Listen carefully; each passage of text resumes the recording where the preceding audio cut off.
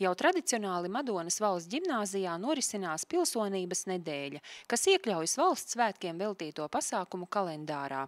Pilsonības dienu ietvaros ģimnāzijas audzēkņi dodas uz savu pašvaldību, lai iepazītos ar tās struktūru, funkcijām un rastu atbildi uz jautājumu, kāpēc vajadzīga novada pašvaldības dome. Jā, jau biju 7. klasē, jau arī, kad mācījos Madonas valsts ģimnāzijā, nācām uz šeit un stāstīja daudz informatīvas lietas par Madonas rajonu, tad, kad jau vēl bija, un tagad jau drīzumā jau būs novads tā patstāvīgi. Es dzīvoju pavisam citā novadā, Goldbernes novadā Rangspagstā. Es uzzināju daudz ko jaunu, jo es agrāk nezināju, kas ir galvenais pa šajā ēkā.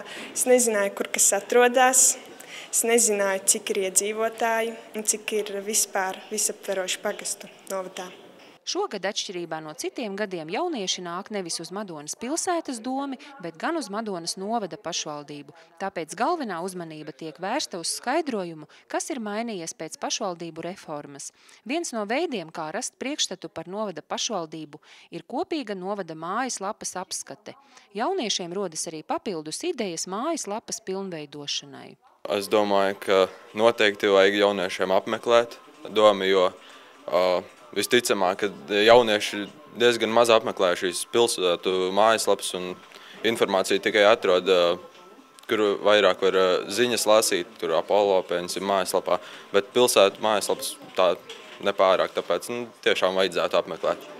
Jā, es domāju, šī ir laba tradīcija pilsonības dienās, vienā dienā, 10. klasēm atnākt un iepazīties, kas tad īsti notiek novada domē, uzzināt vairāk par speciālistiem, uzzināt vairāk par šīm komitejām, par ko mēs šodien daudz uzzinājām, tāpat iepazīties ar mājaslapu.